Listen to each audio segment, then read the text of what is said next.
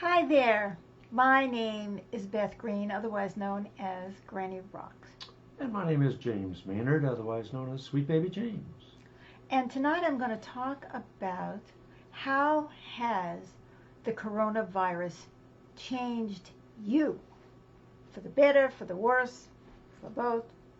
So a little bit later in the show, I hope you're going to start popping your answers into the chat feature, the comment section. But in the meantime, we will start our show, and I'll talk about that a little bit about myself. But first, let's let Sweet Baby James introduce our program. Welcome, everybody. You've come to Granny Rocks, where we have the opportunity to share in Granny Beth's her wisdom in a very uncommon sense. And this takes place every Monday and Wednesday, 6:30 p.m. Pacific time. So without further ado, here's Granny. Okay, well, as usual, we're having some challenges here. I don't see our live video, but I'm going to assume that our video is live. So, anyway, guys, what I would like to talk about how the coronavirus has changed me. Oh, you see, it says it started 8 minutes ago. Okay, and great. We have some people watching, and so now we've got it going on. As soon as you get some comments up, I'll share them with our audience. The rest of our audience. Okay, you know what I mean. Okay, the most important way that the coronavirus has changed me is that I have become more self-reliant. And in ways that I never thought that I could do. Now, as a coincidence, I have been feeling a little bit stronger anyway, and that really helps. But, for example, as you see, if you've been watching, my hair has been changing because I'm so overdue for a haircut. Normally, by nature, my hair is real tight curls. But at this point, it's getting so long, it doesn't know what to do. So I started brushing it, and then I put in a scarf. And anyway, and then as I'm brushing it, I'm trying to style it and figure out what to do. And I actually cut a 1/16 of an inch. Now, I would never have done that before. It's like I have taken ownership of myself, my hair, my body. It's like, this belongs to me because there's nobody else out there that I can rely on. You understand what I mean? Well, okay, so you may not think that's a big deal, but I think it's a very big deal because this leads us to the next way in which I have become more self-reliant. And this is also in connection with Sweet Baby James because we are actually becoming more self-reliant together. So if you know our show, Mondays and Wednesdays, we do Granny Rocks at 6:30 p.m. Pacific time, and on Thursdays I play the piano, Dreams of Peace, right? Well, I have been having real serious technical problems, noises and this and that and the other thing, and normally I would be writing to this program, or I'd be calling tech support, or I would be doing this, I'd be doing that, oh, there's a comment. Todd says, hi, Beth and James, and hello, Island. Well, I'm not seeing Island. Oh, no. Well, hello. Well, we know that she's here, even though I don't know why that's happening. Anyway, and Amy said, hi, you lovely couple. Hello, and she Amy. sends hearts. Well, hello, Island. Your message is not showing up. It never does for some reason until later. Okay, so now what I want to say is there was no tech support. Or I would have, another alternative would have been to replace one of the pieces of equipment. But the first thing was to try to figure out which piece of equipment. Well, because of the coronavirus, I don't have any business. We can't afford to be shelling out all kinds of money for equipment, right? So that's another thing. It's like we have to make this work. I felt like I was in Cuba, after the revolution, where everybody has to make their car last for 60 years or something like that, or 70, or, it's not that bad, right, as they have it. But anyway, so Sweet Baby James and I spent 3 days moving things, changing things, testing things. It was absolutely exhausting to try to figure this thing out because there was nobody to ask. And we didn't want to spend the money on a piece of equipment that we probably did not need. Well, in the end, Amy says, I see you on my phone, but not on my computer. I'm so glad it's working this way. Well, I am glad too. So, anyway, what we have done, in fact, today was the 4th day we have been working on this. So, in between work with clients and groups and stuff like that, we've been struggling and moving stuff and trying and experimenting. And so far, we think we have solved the problem. Meaning, I was able to actually record Dreams of Peace, improvisational piano music. I gave it a 25-minute test, and there was no static. Now, I wasn't live streaming at the same time, but at least that was happening. So, we'll find out on Thursday whether it works. But this is something I would never, ever have done in my whole life. To take this on, like I have to do this. James has to do this. There were things that I can't do. I'm physically too decrepit. And there were things that he could help with. And so we as a couple, not only have I become more self-reliant, but we as a couple have become more self-reliant. And you know, that is really a very exciting thing, even though I don't like it. I mean, I didn't like it at the time. Now when I think back, I say, oh, I'm so proud of myself. So I'm waiting for people to make comments. Would you like to tell us how has the coronavirus changed you, for the better, for the worse, or for both? And in the meantime, I'd like to share. James would like to share. Let me see if there are any other comments that are just not showing up, because God knows what's going on here. You know, this is Facebook. Anyway, yes. Now I can't see comments at all. Lovely. That was not a good move. Oh, yeah. Okay. That was a reverse gear move. Yeah. So, James, you keep going. Okay. And, Well, one of the things that coronavirus has done, how it's affected me, is that it's caused a deepening in myself in various ways. I feel a deepened appreciation for our home, deepened appreciation for the nature around us, the small details of life, and also a deepening of our relationship. We've had some really wonderful times of a deeper connection. And, by the way, also if I could, before you go on with that, I'd like to say, yes, there are. There are. Look at all Oh, this. hello. Island said hello. Island said, how about now? Yes, but only when I did a whole bunch of stuff to make it show up. Loman, who I haven't seen for a long time, said, may inspiration bless you this evening. I'm going to try. Thank you, Loman. Amy said, at least you're visible on my computer again, so something's working out there in the ethers. Thank you so much for this topic. So would you go back to why you have this deepening appreciation, James? Well, with the coronavirus threat out there, obviously I've felt more like staying home, lockdown, whatever you want to call it. But well, there's also that sense of, things could change drastically. The economy could change drastically. My life expectancy could change drastically. So this has contributed to my really paying fuller attention to what's going on in my life.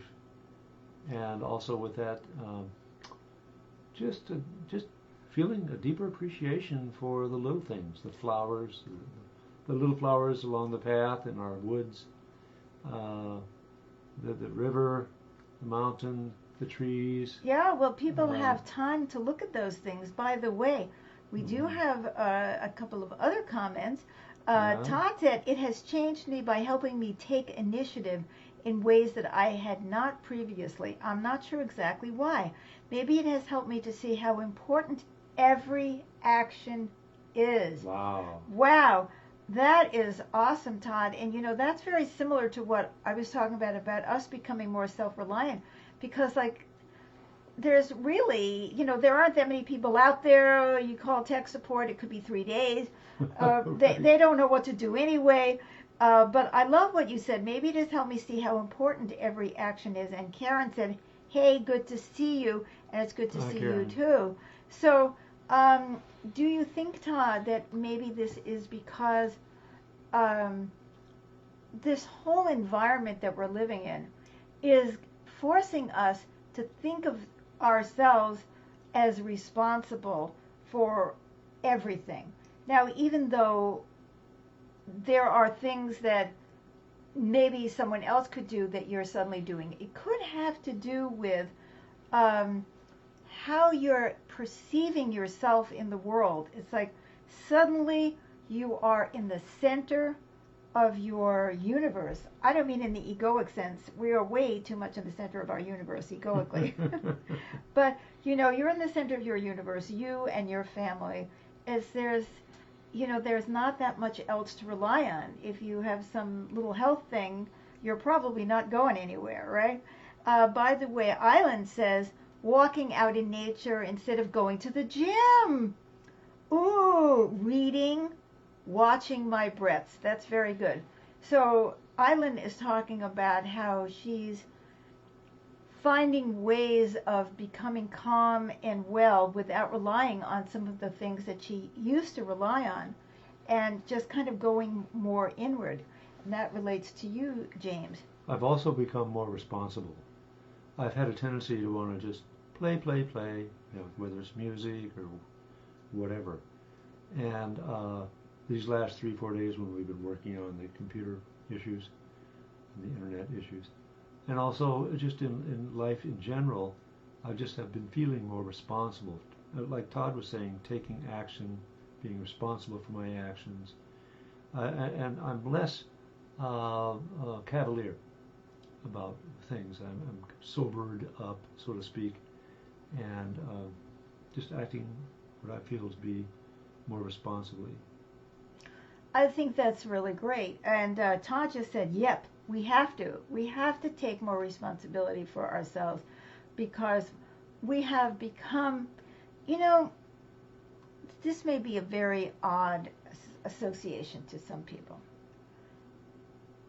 Well, but Karl Marx talked about this, years ago in a different context. He was an economist and a philosopher, and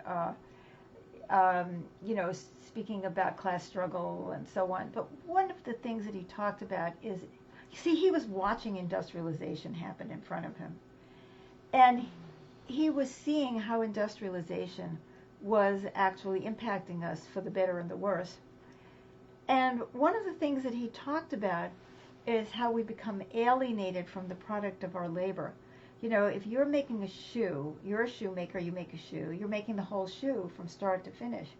But if you're on an assembly line, you do this, and it goes on, and you do that, and it goes on. So it's like... You can't see your hands or arms on the screen, by the way. But yes. Oh, anyway. Goes this way. This way, that way. On the conveyor belt. Anyway, so what we notice is that now we are not as much. Now, I'm not saying that I'm not growing my own food. Now, I know some people are growing their own food, and they're amazing, and, they have the right land for it, and they have skills and all that stuff, seeds. But in other ways, we're looking around and taking ownership of our lives because we're not so much a part of our lives as we are in the center of our lives. Oh, yeah. Yeah. And right? You're right. It's like if I had to make a shoe today, I'd have to make it from scratch. Well, of course, I'm not going to make a shoe. I mean, but some people are making masks, coronavirus masks, and people are starting little businesses that are helping people. People are looking for ways that they can help others. We, for example, are not only doing our 3 live streams a week, but we also are doing a program every Thursday at noon Pacific time, and it is a video conference. And if you look at the words that are connected to this video, the post, it'll tell you exactly how to join us in this video conference. It's about spreading peace around the coronavirus. And so we have added this, and it's perfectly free. All you have to do is register, and you have to register because it is a video conference, although you can also join by phone if you need to. See, now, I would not have been thinking about doing that if I didn't see a need. So, let's say you're a parent and your children, instead of going, talking to their friends at recess or whatever, they're talking to each other or they're talking to you. All of us are beginning to rely more on ourselves and one another, unless we're alone, in which case it's really us plus whoever we can reach by phone. But so many of us are thinking about how can I help, and that's a fantastic thing. Amy said, I am more and more aware of and learning how to let go of my reactivity to things my housemate does or says. Bravo! She says that she is not particularly stressed by all that is going on, but I'm learning to give her slack and assume that she is stressed out. Well, I think we're all somewhat stressed. Mm-hmm. Even if we aren't stressed, the world is stressed, and we feel that. We have so many things to worry about, our health, our friends' health, our children's health, our family's health, the businesses that we work for, our self-employment, our jobs, our income. There's lots to worry about, right, if we want to. But for many of us, we are replacing worry with action. And I would say that's another way in which I feel strengthened by the experience that we're having, which is that I am more determined than ever not to freak out. I cannot help anybody if I am freaking out myself. And I am totally committed to being of service. So that means that I'm not sitting around criticizing, thinking of what the other person isn't doing or making other people wrong. Although there is plenty that is wrong, I would say, about some of the responses that have happened. But even though I can see those or I can recognize those, I am more focused on what can I do, how can I help. And that is another way of being more self-reliant. Have I missed anybody's comment? Aha. Amy is saying folks are connecting more with their friends and family, looking for ways to help and raise our collective spirits. Absolutely, some people have more time. Some people are on the front lines, the healthcare workers, they have no time. They have no peace. They are completely stressed out, and they have no equipment, right? And so Amy continues, instead of thinking about all the music events that were canceled, because she's a musician, and the loss of income, I finally decided to post a harp recording on Facebook, per a friend's request, to do what I can to help soothe the listeners. That's great. So, this is the spirit, right? Maybe with all the terrible things that are going on, everything that I'm hearing so far from our audience anyway is positive. They are changes for the better. And these are changes that we can continue. Let's not go back to business as usual. I don't see a time when that's going to happen. I'm also thrilled to see that more and more people are recognizing that we need universal health care. And, it's like, duh. The obvious is becoming obvious, and people are beginning to say the obvious. Island says, I seem to be more aware of my thoughts. That is so interesting. I wonder why that is. But, it's wonderful for all of us to start to be more and more self-aware. Unfortunately, there are people who are too distressed or too traumatized to be aware or to have any kind of mastery of themselves. And these people can be hurting others. There's an uptick in domestic violence, for example. But for those of us who are, and we don't judge anyone, we're sad for that. But maybe someone out there who's been a victim of domestic violence for years will have enough, because things will get that bad, and this man or woman or person will do something different with their lives. Or some of us may discover because those of us who have more time, that we have time to do things that we have been neglecting because we were too busy. Just as being more related, even if it's only via the internet, because we need that. We have fewer distractions. That can open the door to evolution, to more purpose and meaning in our lives, and to deeper values. So would anyone like to share anything else before we wrap it up? And don't forget, we have a wonderful group that meets on Thursday. It's free. It's noon Pacific time. You can come whatever that time is for you. And just look at the words in the post and you will see that there's a link, and you just go and register. And don't be afraid, there is no charge, there's no strings attached. It's nothing like that, and it's a very supportive group, and we've been loving it. And we still have the Monday, Wednesday, Thursday. We have Dreams of Peace Thursday night, as well as spreading peace around coronavirus Thursday at noon. Dreams of Peace is the piano. And Mondays and Wednesdays, of course, we have Granny Rocks. And Island says, pain drives us to change. Yes, there is a lot of truth to that, Island. And also, the opportunity allows us to change. So we may be in a lot of pain, but we're so busy and stressed and working so many jobs that we don't even have time to think. And so there it is for so many of us. There has been a moment, a breather, where we can actually start doing something about the pain that is driving us. And Todd said, it's fantastic, the Thursday group. It really is. Thursday at noon, we laugh, I do all kinds of processes, and Sweet Baby James and I work together to help everybody. Everybody is so supportive. Don't be shy. Be proactive. Come. Yes. We want to see you. We love you. And we will see you again on Wednesday. So I guess There we are. that's it for now. Yes. So until Wednesday, Take care of yourselves. bye-bye.